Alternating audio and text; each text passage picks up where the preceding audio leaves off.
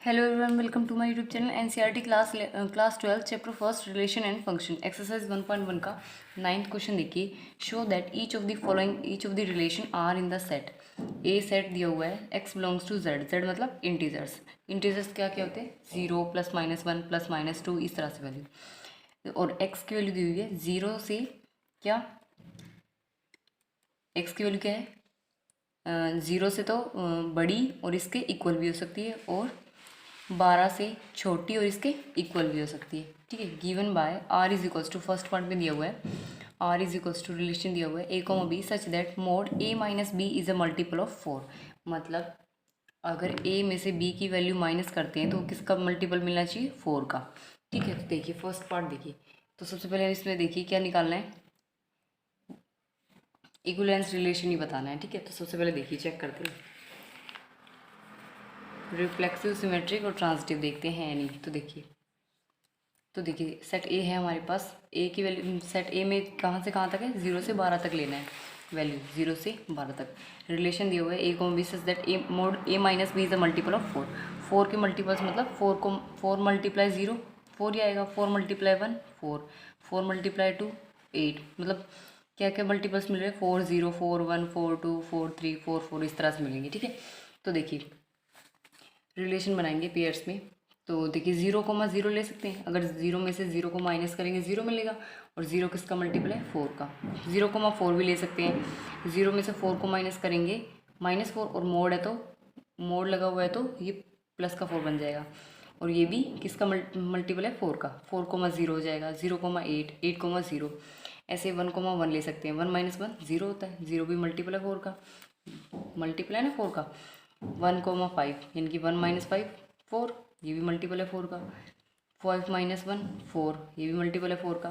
2,2 2,6 6,2 2,10 10,2 ऐसे ही बहुत सारे मिल जाएंगे। तो सबसे पहले रिफ्लेक्सिव चेक करते हैं। तो देखिए सेम नंबर मिल रहे हैं 0,0 1,1 2,2 मिल रहे हैं रिलेशन में, तो ये कैसा है रिफ्लेक्सिव। सिमेट्री के लिए देखिए, अगर a, b मिल रहा है तो b, a भी मिलना चाहिए। तो देखिए 0,4 मिल रहा है रिलेशन में, 0,4 मिल रहा है, तो 4,0 भी मिल रहा है, तो लिख देंगे सो दिस इज सिमेट्रिक। अब ट्रांजिटिव में देखिए a, b है, b, c है, तो a, c भी मिलना चाहिए। तो देखिए 1,5 मिल रहा है रिलेशन में, मिल रहा है, 5,1 मिल रहा है, ये रहा। तो देखिए a, b, b, c मिल गया, तो क्या a, c मिलेगा 1,1 मिलेगा, बिल्कुल मिलेगा। तो ये कैसा रिलेशन है ट्रांजिटिव है, तो लिख देंगे सो इट इज़ ट्रांजिटिव। अब आगे क्या बोल रहा है क्वेश्चन में, रिफ्लेक्सिव सिमेट्रिक ट्रांजिटिव ये सब हो गया, तो ये इक्विवेलेंस रिलेशन है। तो आगे क्या बोल रहा है, find the set of all elements related to 1 in each case. तो ऐसे एलिमेंट्स बताने हैं जिनके साथ 1 का पेयर्स 1 का साथ पेयर बन रहा है। तो किस किस के साथ बन रहा है 1 का पेयर, 1,1 1,5 5,1। ठीक है, ऐसे ही 1,9 के साथ भी बनेगा, 9,1, क्योंकि 1 में से 9 को माइनस करेंगे 8 मिलेगा, और 8 किसका मल्टीपल है 4 का। रिलेशन को सेटिस्फाई कर रहा है, 9,1 भी मिलेगा, तो लिख देंगे आर एलिमेंट्स रिलेटेड टू 1। ये हो गया इसका first part complete. Second part देखिए, सेकेंड पार्ट में रिलेशन दिया हुआ है A, B such that A is equals to B, यानी कि ए की वैल्यू बी के इक्वल है, और इसको दिखाना है इक्विवेलेंस रिलेशन। ठीक है, पहले इक्विवेलेंस दिखाते हैं। तो फिर देखिए सेट ए में एलिमेंट्स लेने हैं 0 से 0 1 2 कहाँ तक 12 तक। ठीक है, और रिलेशन दिया हुआ है, यानी कि ए की वैल्यू किसके इक्वल होनी चाहिए बी के। रिलेशन दिया हुआ है a, b such that a is equals to किसके होना चाहिए बी के।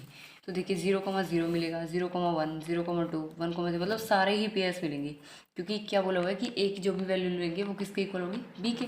फिर देखिए सबसे पहले रिफ्लेक्सिव चेक करते हैं। तो देखिए सेम नंबर मिल रहा है, तो ये कैसा है रिफ्लेक्सिव है। अब देखिए सिमेट्रिकली अगर a, b है तो इसका उल्टा b, a भी मिलना चाहिए। तो देखिए 1,2 मिल रहा है रिलेशन में, मिल रहा है, तो इसका उल्टा 2,1 ये भी मिल रहा है, तो कैसा है सिमेट्री। फिर देखिए ट्रांजिटिव में अगर a, b है, b, c है, तो a, c भी मिलना चाहिए। तो देखिए 0,1 मिलेगा रिलेशन में, 0,1 मिल गया, 1,2 1,2 मिल गया। तो देखिए 0,2 मिलेगा, यानी कि a, b, b, c, तो a, c यानी कि 0,2 मिल रहा है रिलेशन में, 0,2 मिल रहा है बिल्कुल, तो लिख देंगे सो इट इज़ ट्रांजिटिव। तो तीनों मिल गए, तो लिख देंगे so this is equivalence relation hence proved. ठीक है, फिर आगे क्वेश्चन में क्या बोल रहा था, find the set of all elements related to 1 in each case, मतलब 1 के साथ जितने के पेयर बन रहे हैं ना सब लिख दो। तो किस किस के बन रहे हैं रिलेशन में, 0,1, 1,0, 1,1, 1,2, 2,1, ये सब बन रहे हैं। तो लिख दीजिए 0,1, 1,0, 1,1, 2,1, 1,2 are elements related to 1, related to 1। ये हो गया इसका आंसर। ठीक है, ये हो गया 9th question complete. 10th question में देखिए, given example of relation which is, तो हमें एग्जांपल देने किस किस रिलेशन के। फर्स्ट पार्ट में symmetric but neither reflexive nor transitive, मतलब सिमेट्रिक तो होना चाहिए, तो देखिए सिमेट्रिक तो होना चाहिए पर रिफ्लेक्सिव ट्रांजिटिव नहीं होना चाहिए। तो एग्जांपल ले लेते हैं 1,2, 2,1। तो देखिए इसमें सेम नंबर नहीं मिल रहा, तो ये ना तो रिफ्लेक्सिव होगा और ना ही इसमें ट्रांजिटिव की कंडीशन फुलफिल हो रही है। ए कोमा बी मिलना चाहिए, बी कोमा सी मिलना चाहिए, तो ए कोमा सी भी मिलना चाहिए। तो देखिए 1,2 मिल गया, 2,1 मिल गया, तो क्या 1,1 मिलेगा, नहीं मिलेगा, तो ये ट्रांजिटिव ही नहीं है। सिमेट्रिक प्रूव कर रहा है, देखिए ए कोमा बी है तो बी कोमा ए भी मिलना चाहिए, तो बिल्कुल मिल रहा है, तो ये कैसा है, सिमेट्रिक। ये हो गया फर्स्ट पार्ट का एग्जाम्पल। सेकेंड पार्ट में देखिए क्या बोल रहा है, transitive but neither reflexive nor symmetric, transitive होना चाहिए बाकी रिफ्लेक्सिव और सिमेट्रिक नहीं होना चाहिए। तो देखिए इसका एग्जांपल है 2,3, 3,4, 2,4, यानी कि ए कोमा बी मिल रहा है, बी कोमा सी मिल रहा है, तो ए कोमा सी यानी कि 2,4 भी मिल रहा है रिलेशन में, तो ये हो गया ट्रांजिटिव का। नेक्स्ट थर्ड पार्ट में रिफ्लेक्सिव होना चाहिए, सिमेट्रिक होना चाहिए बट नॉट ट्रांजिटिव, तो इसके लिए एग्जाम्पल होगा 1,1, 2,2, 1,2, 2,1। तो देखिए सेम नंबर मिल रहा है तो रिफ्लेक्सिव हो गया, और ए कोमा बी मिल रहा है तो बी कोमा ए भी मिलना चाहिए। तो देखिए ए कोमा बी मिल रहा है तो बी कोमा ए भी मिल रहा है, तो कैसा हो गया, सिमेट्रिक। ठीक है, फिर देखिए फोर्थ पार्ट में रिफ्लेक्सिव होना चाहिए, ट्रांजिटिव होना चाहिए बट नॉट सिमेट्रिक। तो रिफ्लेक्सिव के लिए सेम नंबर मिल रहा है, और ट्रांजिटिव के लिए देखिए ए कोमा बी मिल रहा है, बी कोमा सी मिल रहा है, तो ए कोमा सी भी मिलना चाहिए, 1,3 मिल रहा है ना, तो ये हो गया ट्रांजिटिव। फिफ्थ पार्ट में सिमेट्रिक और ट्रांजिटिव होना चाहिए बट नॉट रिफ्लेक्सिव। तो सिमेट्रिक के लिए देखिए ए कोमा बी मिल रहा है, बी कोमा ए मिल रहा है, तो ये हो गया सिमेट्रिक। ट्रांजिटिव के लिए देखिए ए कोमा बी मिल गया, बी कोमा सी मिल गया, तो क्या ए कोमा सी मिलेगा, 1,3 मिल गया, तो ये कैसा हो गया, ट्रांजिटिव। ठीक है, ये थे कुछ एग्जाम्पल्स। अब देखिए नेक्स्ट क्वेश्चन नंबर 11 है हमारे पास, show that the relation are in the set A of point in a plane given bye.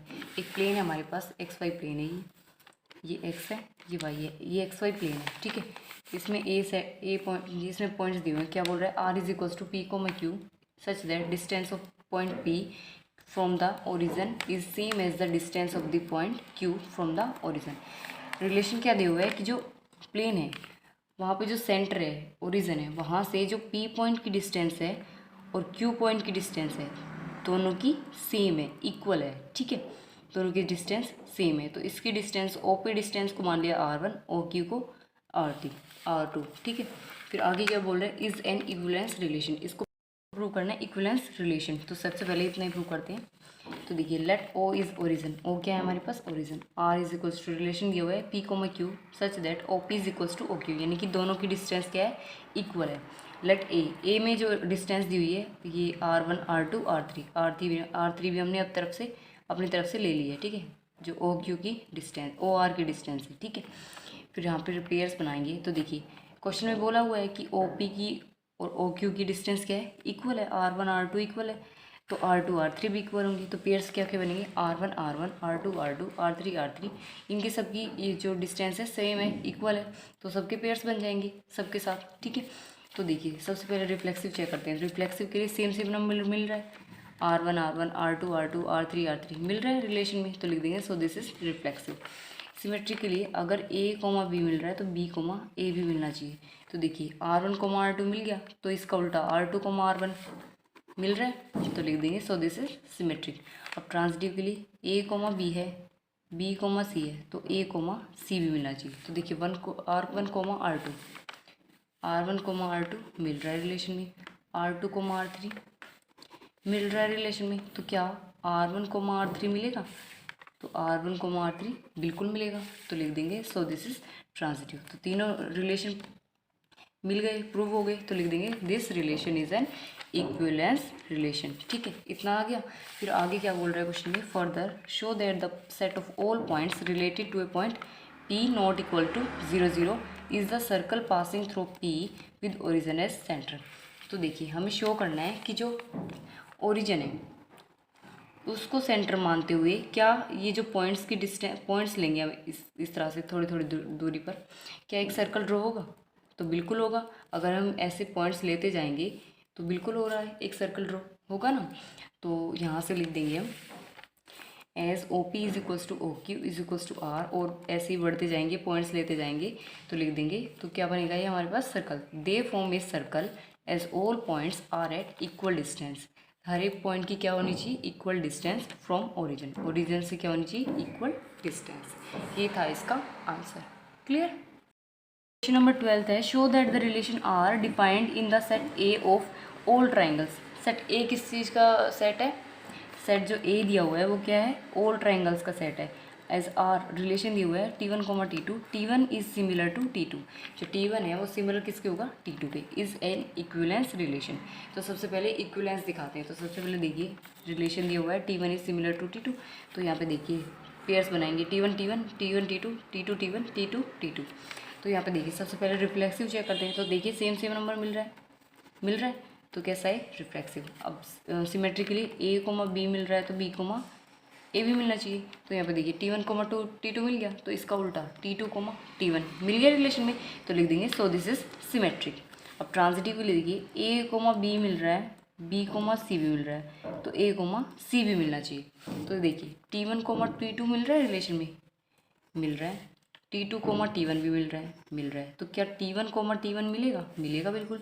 तो लिख देंगे सो दिस इज ट्रांजिटिव। तो लिख देंगे given relation is equivalence, is an equivalence relation. ठीक है, इक्विवेलेंस प्रूव कर दिया। आगे क्या बोल रहा है? Consider 3 right angle triangles. 3 right angle triangles है। T1 की साइड से 3, 4, 5, T2 की साइड है 5, 12, 13 एंड T3 की साइड है 6, 8, 10। Which triangles among T1, T2 and T3 are related. तो इसमें बताने की कौन सी ट्राइंगल्स एक दूसरे के रिलेटेड है। तो सबसे पहले देखिए सबकी साइड्स लिख लिया हमने। अब देखिए अगर मैं T1/T3 कर दूं तो देखिए 3/6 इनकी साइड्स को ले लेते हैं। 3/6, 4/8, 5/10 और इनका रेशियो किसके इक्वल आ रहा है? 1/2 के। तीनों का रेशियो किसके इक्वल आ रहा है? 1/2 के, यानी कि सेम आ रहा है। तो यहाँ से हम लिख सकते हैं as T1 and T3 triangle sides are proportional, कि जो इनकी साइड्स है वो कैसी है? प्रोपोर्शनल मतलब रेशियो क्या आ रहा है? सेम आ रहा है। सो यहाँ पे लिख सकते हैं सो T1 and T3 is similar. T1 और T3 क्या है हमारे पास? सिमिलर है। ठीक है, ये हो गया 12th क्वेश्चन कंप्लीट। क्लियर।